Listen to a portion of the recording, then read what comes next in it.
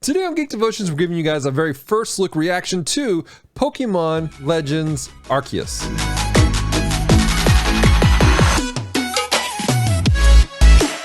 What's going on, Devoted Geeks? Welcome to Geek Devotions, a show from Devoted Geeks, are devoted to letting you know that you are loved. I'm Daz. I'm so glad you hit the play button today. Today, guys, we're giving you our very first look reaction to Pokemon Legends Arceus, which is the newest Pokemon game to hit the Nintendo Switch. And I'm telling you guys right now, this is a really fascinating entry in the Pokemon world. Now, I do want to warn you guys that there will be some spoilers in this review that you're about to hear. And so if you don't want those spoilers, you might want to log off now. But if you don't mind a few minor spoilers that really they come out right at the beginning of the game, stick around because it's really fascinating what's taking place in this game. The game starts off with you as a character falling through some sort of weird time and space with Arceus, the mythical Pokemon, speaking to you.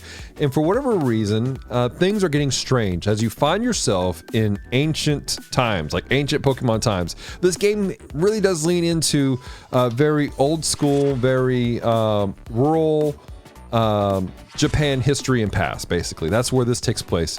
And in this world, you are a foreigner. You don't know what's going on. People are very thrown off by you, by the fact that you are so comfortable with Pokemon and catching Pokemon. Because in this world that you find yourself in, they're not. And as you play the game, you quickly discover that this is before the people really became comfortable with Pokemon and begin to use Pokemon in their day-to-day life.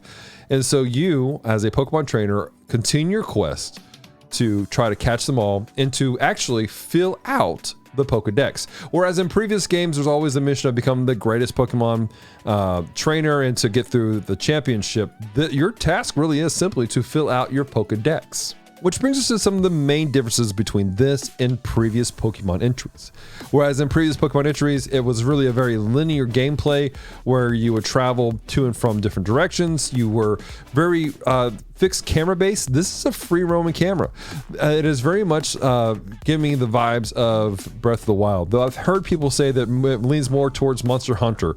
However you see it, it's a very different game than your traditional Pokemon game. Instead of cutting into your normal battle modes where there's a fixed page and you're fighting in this way, and then there's your normal turn-based fighting style, it's very fluid. In fact, if you don't jump on it pretty quickly, you may get hit first before you have time to make your proper attacks.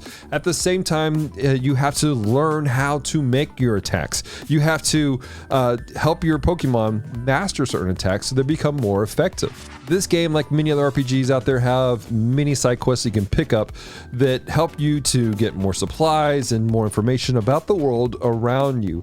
I found myself doing those more actually in my first playthrough than I did on the actual storyline. Now, that being said, I would really recommend you doing that. Really focus on doing some of the side missions. They help you, but they help you also to kind of build up all of your Pokemon, because just going through the tutorial, which by the way, I played for about 3 hours and we're still going through what I would consider to be much of the tutorial. It gets difficult. It really does get difficult if you don't level up your Pokemon in an appropriate manner. Now, in traditional Pokemon games, you get one Pokemon of each type and you kind of raise it up and you build it up to be whatever you want it to be. But what's interesting about this game is you actually need to collect multiples of singular Pokemon. Why? Because it's not a matter of when you catch a Pokemon, you have all their data. You actually have to do several things and watch them battle in several different scenarios to build the data of the Pokedex. That's how raw this Pokedex is. It is the very first one that that anybody has ever created. Now, visually, the game is really pretty beautiful in my opinion. It does have that feel of Breath of the Wild that a lot of people have been comparing it to, but at the same time, it's very different because of its connections to old school Japanese art and to old school Japanese lore. They've captured that within the art itself. At the further into the distance that subjects are, it takes on kind of this painting feel to it, like old Japanese murals that you would see. And it's a nice touch. It's really quite beautiful to watch and to explore the world that you have before you. Like I said, this is just my first playthrough of the game, and I'm really enjoying it quite a bit. The tutorial does take quite a while to get through, but there's story behind it. You feel like you're actually progressing in it. It's not just, here's how to play the game, but you are enjoying a story and it's expanding on the world that you have suddenly found yourself in. The fact that this world takes place before any of the other games really makes things interesting as you discover, oh wow, this comes from here. this comes from here, especially if those of you who have played Pokemon for many years, since the red and blue days. You're going to find a lot of great small Easter eggs that are going to really connect to you and make you go, wow, that's fascinating.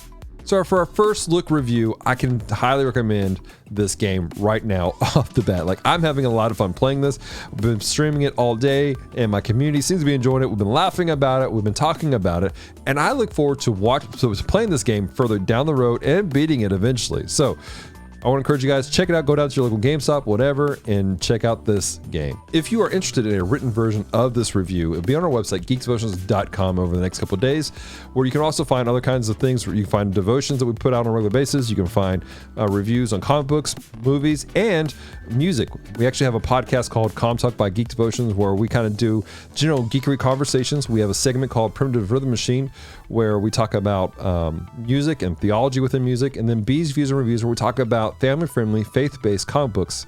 On top of that, we have another podcast called The Bottom Shelf, where we review terrible movies, and so you don't have to, basically. It's a lot of fun. Me and the guys get to get into and have fun.